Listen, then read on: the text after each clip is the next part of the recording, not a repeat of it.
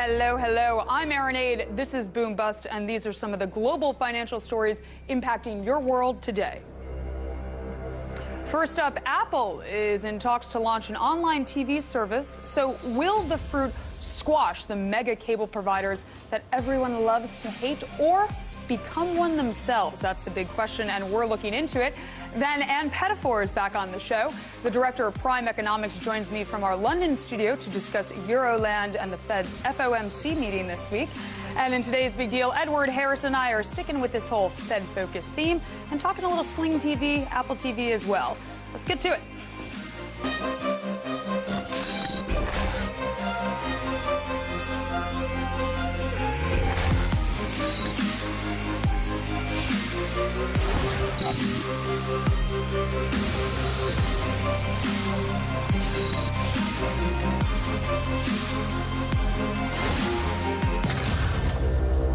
The cord cutter movement is on, and Apple intends to be at the forefront. Now, Apple is in talks to launch an internet TV service. The service would cost $30 to $40 a month and launch with 25 channels that would deliver content from ABC, CBS, Fox, ESPN, and others. Now, the new Apple TV would roll out in the fall and would not, I repeat, not carry content from NBC after disputes with NBC Universal's parent company Comcast ended poorly. Now, a la carte viewing has become increasingly popular in recent months. A la carte viewing refers to programming options powered by streaming internet video rather than traditional cable bundles. This trend is especially prevalent among millennials, who are known as the holy grail for advertisers. Now, many believe that content is currently being sold inefficiently, forcing consumers to buy bundles of hundreds of channels.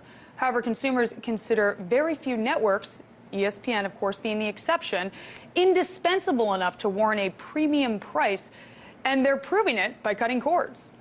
Amazon, Netflix, and Sling TV pioneered this space, but you also have Hulu, Roku, and some other lesser-known players in the fray as well. Now, the real evil genius behind Apple TV is that the service will be available across all Apple devices powered by Apple's iOS operating system. Those devices include iPhones, iPads, and Apple TV set-top boxes, of course. So that's where it really becomes brilliant in terms of Apple's idea to move forward. Apple is planning to price the new service in a way that squeezes the mega providers like Comcast, Verizon, and Time Warner as well, who typically price their cable packages around $90 a month. And Apple certainly has momentum behind them, because last week the company signed up as the exclusive digital launch partner of HBO Now, the coming streaming service that Time Warner is launching in April. That deal was basically structured as a way to tease the Manzana's bigger plans for later this year. But will Apple take a big enough bite out of the competition to disrupt the market? That is the really big question. Bottom line, Apple wants to rule every digital platform you lay your eyes on, and they very well might.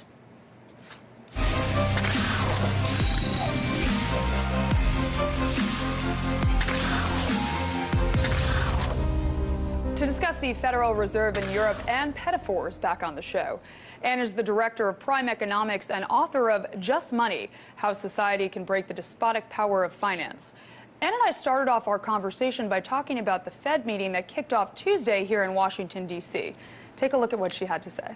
And the Federal Reserve is meeting Tuesday and Wednesday this week, and the market is nervously awaiting the Open Market Committee statement, which will be released on Wednesday. Now, last time the statement had the following sentence in it. I'm going to read it to you. Quote, based on its current assessment, the committee judges that it can be patient in beginning to normalize the stance of monetary policy. Now, do you think this sentence will be in the statement released tomorrow? What are your thoughts? Well, I can't say. I think, judging from what Janet Yellen said in her testimony to Congress, probably the word patient may not be in there. But I'm also, I'm far less sure that the committee will be discussing a rise in rates at all, because there's still a good deal of unease about the rate of unemployment, and in particular the employment participation rate in the United States. And given that the mandate of the Fed is full employment, and I think there is still some, in my view, correct anxiety about whether or not things really are getting better. And I personally think that the Fed is a little optimistic about the fall in oil prices being a result of a fall in rises in supply, where I think this is really a lot more to do with falls in demand, which is to do, again, with austerity on the one hand and debt deflation in China, and so on. So I'm much more concerned about falls in demand driving the deflationary pressures on inflation in the United States and, of course, across the Eurozone. And I suspect that the FOMC is also going to be, concerned about this not being quite where they want to be by the time they raise rates. Now, the interesting bit here, Anne, is the next sentence in the Fed's last statement. Now, it read, however, if incoming information indicates faster progress towards the committee's employment and inflation objectives than the committee now expects, the increases in the target range for the federal funds rate are likely to occur sooner than currently anticipated. Now, that sounds like the Fed could raise rates as soon as June, depending on the data. So hypothetically, if the Fed did raise rates in June and that pushed up the U.S. dollar, what impact would this have on the U.S., emerging markets, on China, on Europe, and on the financial stability? The point is, Erin, it's not what impact it would have, it's the impact it's already having. I mean, there was a time when economists argued that monetary policy took 2 years, to follow through, to actually transmit through the economy. But what's happening now is that policy is being implemented, if you like, before it's been enacted. This is happening in the Eurozone, where the very mention of QE by Mr. Draghi began to push down bond yields. And here, this anticipation of a rise in federal funds rate is already pushed up the dollar to unsustainable levels and causing, if I may say so, massive imbalances in the global economy. I find it extremely worrying. And I find it extremely worrying because they are currency wars. There is rising tension between nations, between emerging market nations whose currencies are being, in the words of a newspaper on Saturday, smashed by the dollar, and those currencies that are benefiting from this volatility and instability. I think it's extremely dangerous.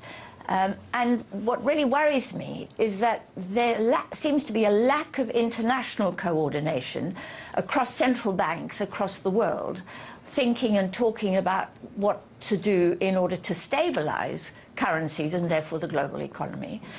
Instead, central bank governors are all going their own way, and it appears there's no coordinating body, there is no political coordinating body. Where is the G8? Where is the G20?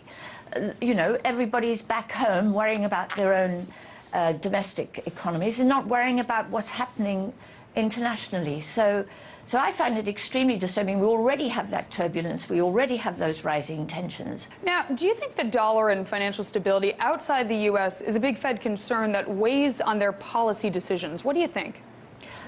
No, I mean, the Fed's mandate is to the people of the United States of America. And that's Congress and the public expect them to honor that mandate. And that's the trouble with having the dollar as the world's reserve currency on the one hand, but having the Fed as being domestically focused. And not having, I mean, I don't believe that the Fed has to play the role of global stabilizer, if you like. I believe that ought to be played by an institution over and above the central banks. But there is no such thing. And so the Fed is rightly focusing on its mandate and on its proper audience, which is the people of the United States and the economy. We can't blame them for that. What we can blame is the politicians who are very deliberately leaving currencies, interest rates, instabilities to something called the market, instead of taking responsibility for stabilizing the global economy. And I want to move to Europe and specifically Greece. Now, recently we highlighted a May 2013 talk by Greek Finance Minister Yanis Varoufakis, in which he argued that the best approach for Greece would have been to default in 2010 when private institutions were Greece's principal creditors and before European taxpayers became liable for the majority of the Greek government's debt via the institutions formerly known as the Troika. So do you think that he was right? I do think he was right. I have thought all along that, first of all, Greece should never have been in the Eurozone. Secondly, banks should have not thrown money at the Greek private sector, which is what they did, recklessly, on the assumption that Greece's debts would always be backed up by German taxpayers. That should not have happened. The European Commission should not have allowed that to happen and should not have turned a blind eye to that kind of crazy lending. And thirdly, that Greece should really accept that the euro is not sustainable. Now, why did the European Commission, the ECB, and the IMF take on Greek debt in 2010 and again in 2012 rather than allowing Greece to default, as Giannis said that they should have done?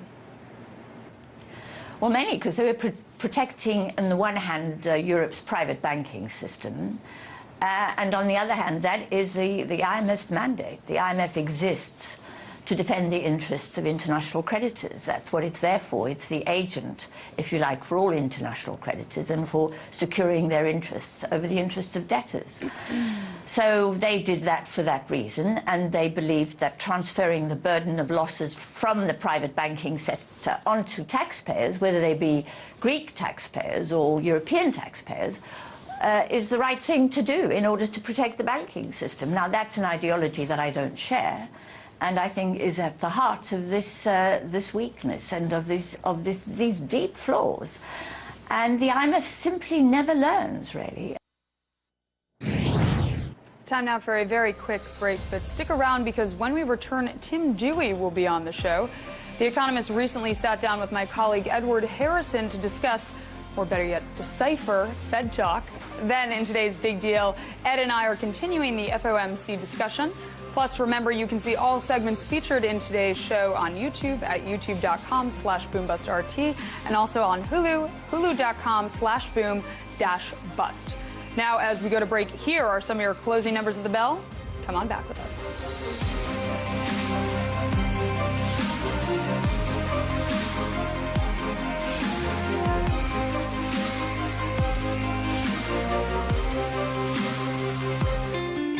I think the shutdown's pathetic, Larry. We shouldn't have to pay taxes then, should we? Good idea, Jesse. But have no fear, because the billionaire oligarchs are here.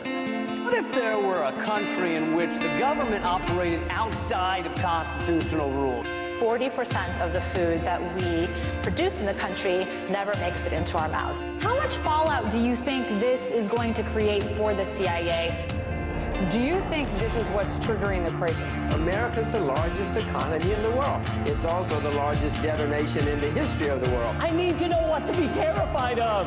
There is nothing scarier than not knowing what to freak out about. One minute they were working toward the American dream, the next they were just trying to survive the night. It's time for Americans and lawmakers in Washington to wake up and start talking about the real causes of poverty in America.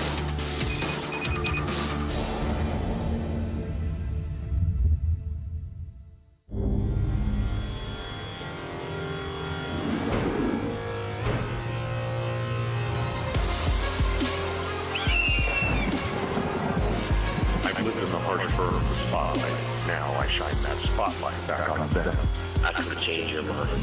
Because in a mad world, only bold make a difference. Actions speak louder than words. And in a world where words mean nothing, I'm watching.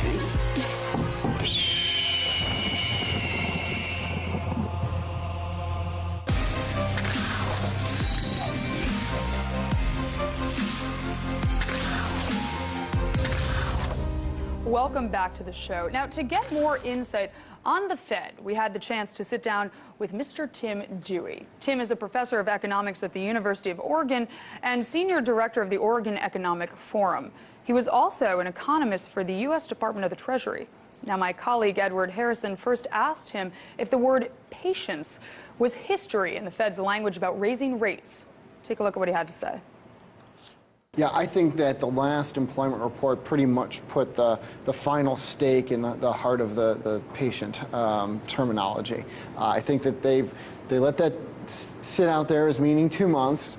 There's too many FOMC members that want June as an option. They don't necessarily they're not necessarily committed to a June rate hike, but they want to have the option to hike as early as June, and they think that the patient language is an impediment to that. Right. So I think that patient is gone in this next FOMC statement.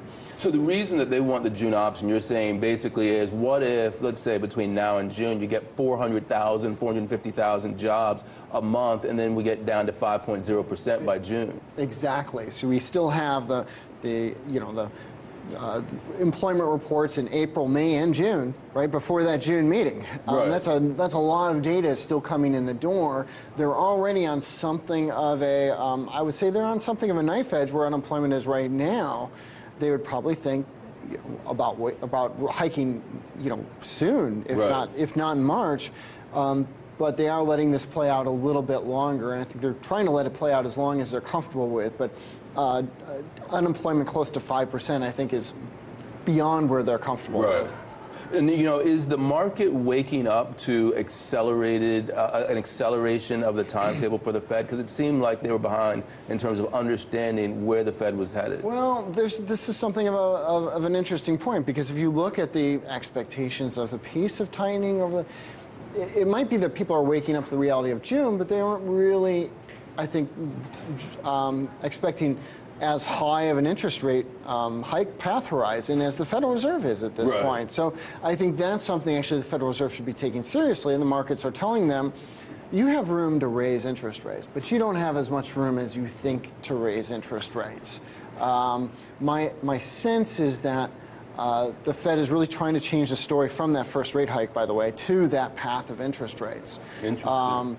And so what I think they'll end up doing is raising interest rates 25 basis points and then seeing how the data goes.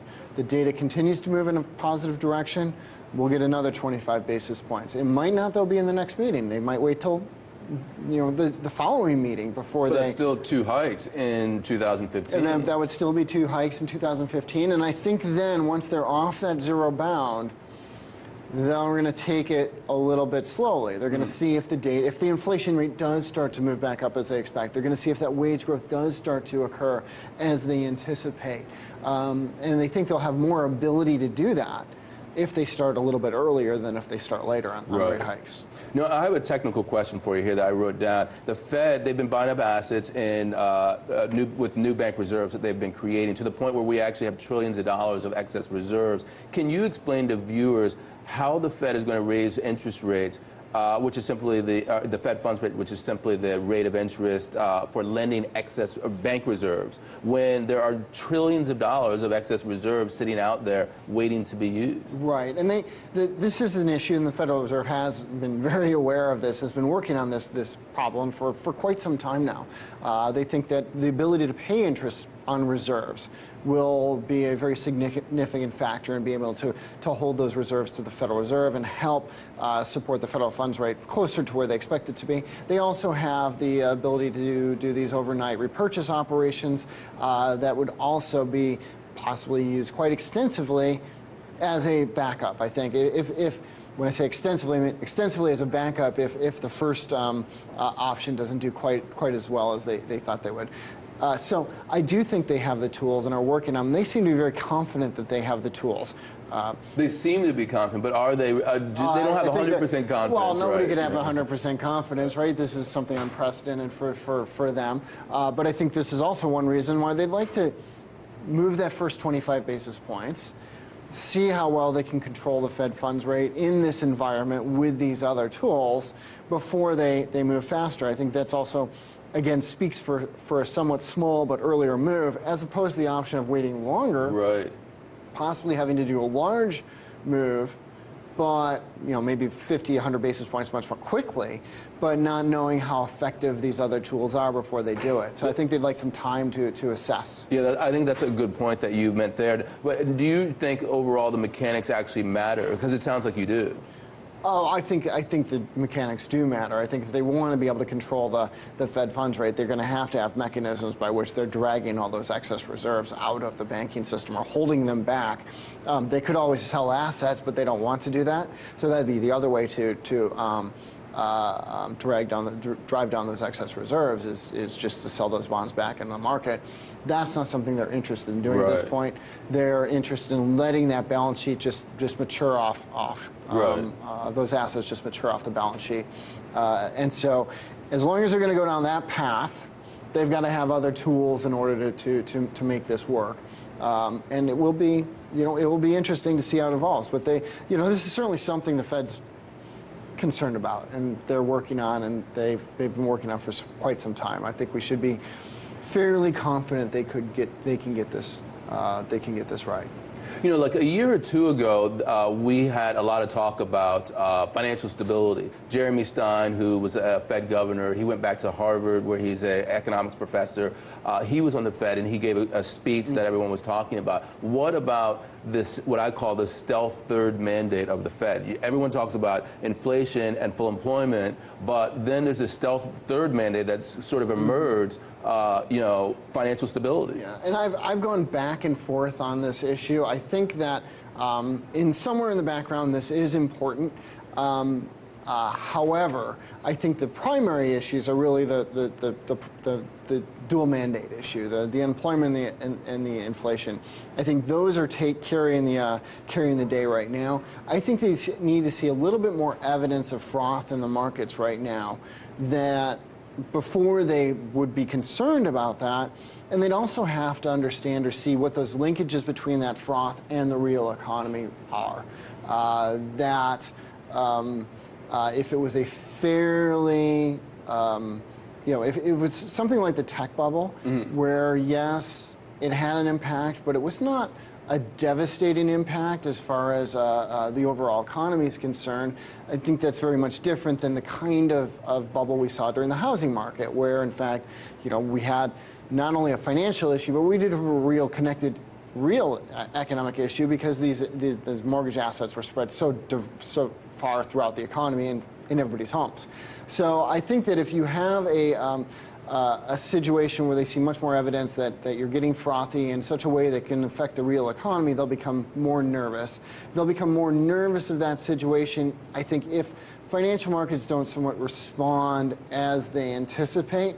So they anticipate that when they raise interest rates, they'll see a tightening of financial conditions. That could be higher long-term interest rates and a more stable stock market.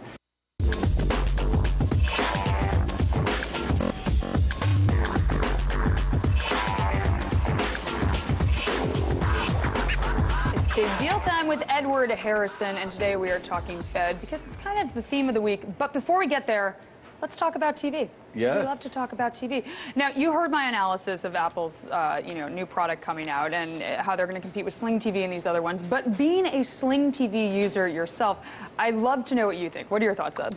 I think that it is the potential for cord cutting, full stop. The interesting bit for me was the only holdout of the major networks was NBC. Right. And the interesting bit for me about that is Comcast is the owner of NBC. Precisely. So they have a reason to hold out. I mean, right there, that should tell you why we should not allow those sort of vertical integrations between content providers and broadband providers, because they have every incentive to stop a company like Apple from getting into that space because it upsets the apple cart for their own entrenched business interests. Precisely, the dreaded VI, vertical integration. We got to keep our eyes peeled for it.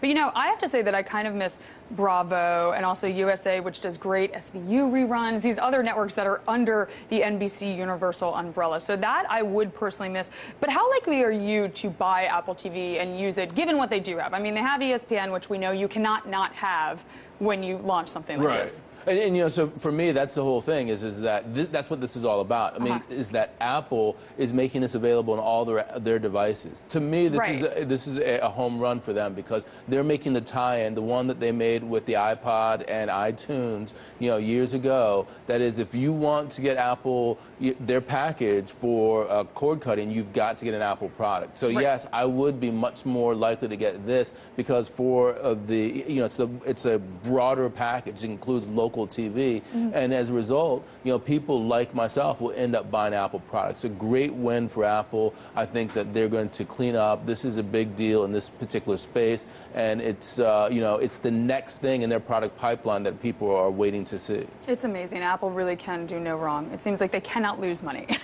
They just keep going. We'll see how this performs, but it's impressive nonetheless.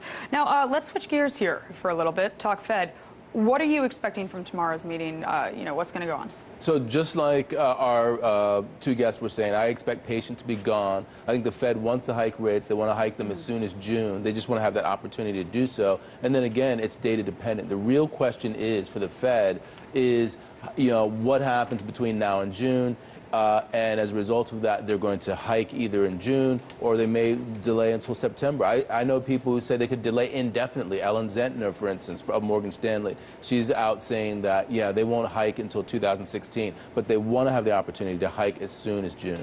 The delay indefinitely is just kind of funny to me. That's also known as Abenomics. I'm just constantly employing this. But, you know, you're the one that's been kind of pounding the table about the terrible economic numbers and all this, you know, surprise data that we've been getting, the surprise index numbers. So why are you saying the Fed is going to be getting prepared for rate hikes if you think this? Why is that? I think it's just because they want to have the opportunity to be able to do this. They want to normalize policy. A very specific part of normalizing policy is going back. People forget what it was like before. But before we had this whole forward guidance thing and so forth, you know, it was a data-dependent world. If the data say, everything is going gangbusters, then the Fed will want to hike. If the data say it's weak, then maybe they'll cut rates. So that's what they want to get back to. Yellen wants to get back to that world. What that means, though, unfortunately, is more volatility. It means that you do not know what the Fed's going to do. We're in an uncertain world. That's not the world that we used to be in, where forward guidance was out for 12 to 18 months. This is a completely different world, and so we should expect a lot of different asset classes, stocks, currencies, bonds, to have more volatility. And Ed, what makes the Fed delay indefinitely? What is that? I think what's going to make them delay indefinitely is weak numbers, and ones that are not necessarily weather-related. We saw a lot of weather-related weak numbers already, but if that weakness becomes more pronounced, more generalized, then definitely that will cause them to delay. And what are the markets prepared? What are the markets doing to prepare? How have they prepared for this? They're not prepared. They're totally unprepared in my view. I think that that's the biggest problem for the Fed going forward is that markets actually think that the Fed, they're front-running the Fed basically, and they think that the Fed's not going to hike. Ed, that is all the time we have for now, but we will continue this conversation on Thursday when we have our special Fed panel. We have some great guests lined up. We do these panels occasionally, and they're always awesome, so you have to tune in for that. And in the meantime, drop us a line on Facebook at facebook.com/BoomBustRT, and please tweet at us as well at Aaron Aid, at Edward NH. From all of us here at Boom Bust, thank you so much for watching, and we'll see you next time. Bye-bye.